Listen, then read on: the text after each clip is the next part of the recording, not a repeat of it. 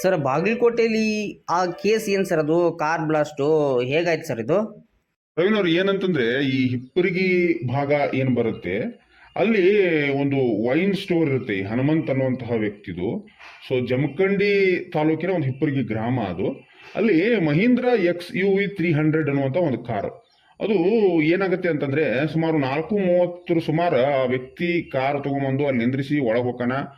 ತನ್ನ ವ್ಯಾಪಾರ ಮಾಡ್ತಿರ್ತಾನ. ಸುಮಾರು ರಾತ್ರಿ 10:30 ಸುಮಾರು ಏನಾಗುತ್ತೆ ಅದು ಬ್ಲಾಸ್ಟ್ ಆಗತ್ತೆ. ಬಟ್ ಅದು ಆ ಕಾರೇ ಬ್ಲಾಸ್ಟ್ ಆಗೈತೆ ಅಂತ ಗೊತ್ತಿಲ್ಲ. ಹೊರಗೋಡಿ ಬರ್ತಾರ ಎಲ್ಲರೂ, ಹೊರಗೋಡಿ ಬಂದು ನೋಡ್ತಾರ. ಬಟ್ ಕಾರು ಸಂಪೂರ್ಣವಾಗಿ ಬ್ಲಾಸ್ಟ್ ಆಗಿರ್ತದೆ.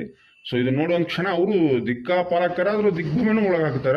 ನಂತರ ಪೊಲೀಸರಿಗೆ ವಿಷಯನ ತಿಳಿಸ್ತಾರೆ. ಅಲ್ಲಿ ಪೊಲೀಸರು ಬರ್ತಾರೆ. ಅವರು ಬಂದ ಮೇಲೆ ಎಲ್ಲ ಚೆಕ್ ಮಾಡಿ ನೋಡ್ತಾರೆ. ನಿಜಕ್ಕೂ ಅಲ್ಲಿ ಈ ಹನುಮಂತ ಏನಿರ್ತಾನಲ್ಲ ಅವನು ಯಾರಾದ್ರೂ ನಮ್ಗೆ ಬಾಂಬ್ ಗೀಮ್ ಬಿಟ್ಟಾರೇನ್ರಿ ಸರ್ ಅಂತ ಹೇಳಿ ಒಂದು ಮಂದಿನ ಪೊಲೀಸರು ಪ್ರಶ್ನೆ ಮಾಡ್ತಾರೆ. ಆದ್ರ ಟೀಮ್ ಬಂದು ಸರಿಯಾಗಿ ಎನ್ಕ್ವೈರಿ ಮಾಡೋ ಮಟ್ಟ ಗೊತ್ತಾಗೋದಲ್ಲ ಏನಂತೇಳಿ. ಸೊ ಯುವರಾಜ್ ವೈನ್ ಸ್ಟೋರ್ ಏನಿರುತ್ತೆ, ಸೊ ಅಲ್ಲಿ ಆ ಮ್ಯಾನೇಜರ್ ಅಂತದೊಂದು ಆರೋಪ ಮಾಡ್ತಾನ. ಆನಂತರ ಪೊಲೀಸರು ಬಂದು ಎಲ್ಲ ತನಿಖೆ ಮಾಡ್ತಾರೆ. ನಂತರ SP ಸಿದ್ಧಾರ್ಥ್ ಗೋಯಲ್ ಅವರು ಸಹ ಅಲ್ಲಿ ಬರ್ತಾರೆ. ಅದಾದ ನಂತರ ಹೇಳ್ತಾರೆ, ಒಂದು ಪ್ರಾಥಮಿಕ ಮಾಹಿತಿ ಪ್ರಕಾರ ಇಲ್ಲಿ ಯಾವುದೇ ಸ್ಫೋಟಕ ಅಂಶಗಳು ಕಂಡು ಬರುದಿಲ್ಲ.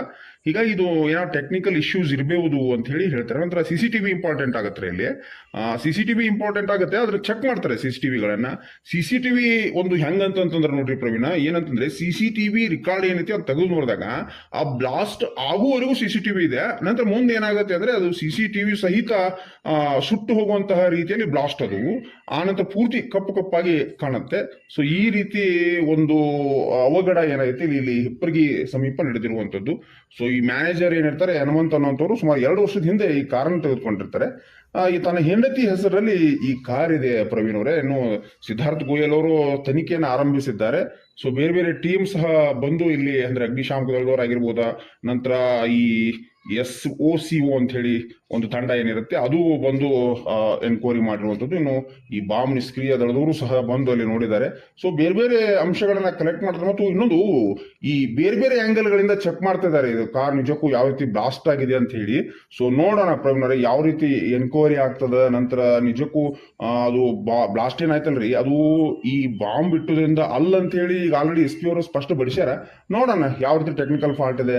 ಸಾಮಾನ್ಯವಾಗಿ XUV ಕಾರ್ ಏನಿದೆಲ್ಲ ಇದು ಬ್ಲಾಸ್ಟ್ ಆಗೋದು ಕಡಿಮೆ, ಯಾಕಂದ್ರೆ ಬಹಳ ಟೆಕ್ನಿಕಲ್ ಆಗಿ ಒಳ್ಳೆ ಬಿಲ್ಡ್ ಕ್ವಾಲಿಟಿ ಇತ್ತಿದು. ಹಾಗೆ ಯಾವುದೇ ರೀತಿ ಪ್ರಾಬ್ಲಮ್ ಇದ್ದಿಲ್ಲ ಇದ್ರಾಗ ಅಂತೇಳಿ ಹನುಮಂತವರು ಸಹ ಹೇಳಿದ್ದಾರೆ. ನೋಡೋಣ ಸರ್ ಪ್ರವೀಣ್ ಮುಂದೆ ಚೆಕ್ ಮಾಡಿ ಮುಂದೆ ಹೇಳ್ತೀನಿ ನಿಮ್ಗೆ. ಮುಂದೆ ಡೆವಲಪ್ಮೆಂಟ್ಸ್ ಏನಾಗುತ್ತೆ ಈ ಒಂದು ಸ್ಟೋರಿಲಿ ಅನ್ನೋದು ಸಹ ನಿಮ್ಗೆ ತಿಳಿಸುವಂತಹ ಪ್ರಯತ್ನ ಮಾಡ್ತೀನಿ ರೀ ಪ್ರವೀಣ್ ಅವರೇ.